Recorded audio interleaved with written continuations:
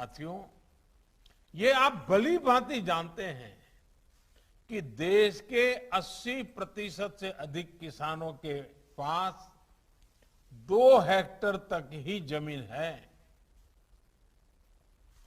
आने वाले 25 साल में देश की कृषि को समृद्ध करने में इन छोटे किसानों की बहुत बड़ी भूमिका रहने वाली है।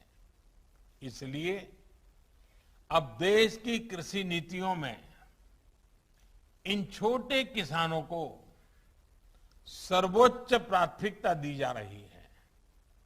इसी भावनाओं के साथ बीते सालों में छोटे किसानों को सुविधा और सुरक्षा देने का एक गंभीर प्रयास किया जा रहा है।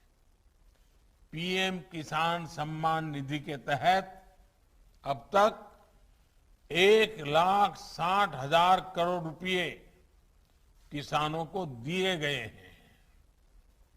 इसमें लगभग 1 लाख करोड़ रुपए तो कोरोना के मुश्किल समय में ही छोटे किसानों तक पहुंचे हैं।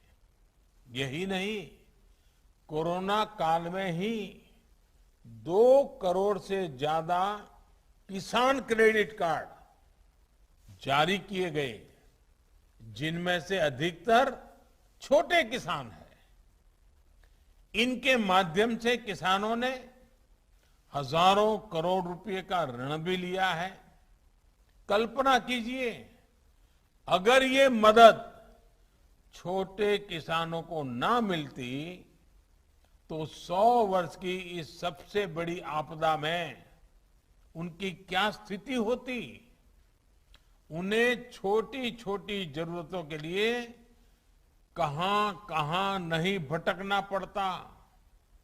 भाइयों और बहनों, आज जो कृषि इंफ्रास्ट्रक्चर बन रहा है, जो कनेक्टिविटी का इंफ्रास्ट्रक्चर बन रहा है, या फिर जो बड़े बड़े फूड पार्क लग रहे हैं, इनका बहुत बड़ा लाभ छोटे किसानों को ही हो रहा है। आज देश में विशेष किसान रेल चल रही है।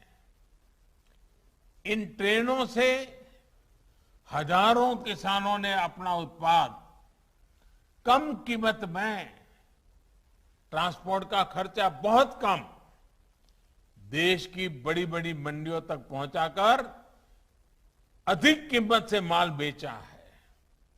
इसी प्रकार जो विशेष इंफ्रास्ट्रक्चर फंड है, इसके तहत भी छोटे किसानों के लिए आधुनिक भंडारण की सुविधाएं तैयार हो रही है। बीते साल में 6,500 से अधिक प्रोजेक्ट स्वीकृत हो चुके हैं।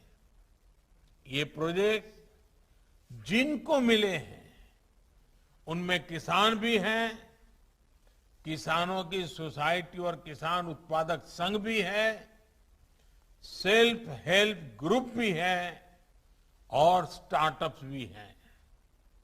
हाल में एक और बड़ा फैसला लेते हुए सरकार ने तय किया है कि जो राज्यों में हमारी सरकारी मंडियां हैं, उनको भी इस फंड से मदद मिल सके। इस फंड का उपयोग करके हमारी सरकारी मंडियां बेहतर होगी, ज्यादा मजबूत होगी, आधुनिक होगी।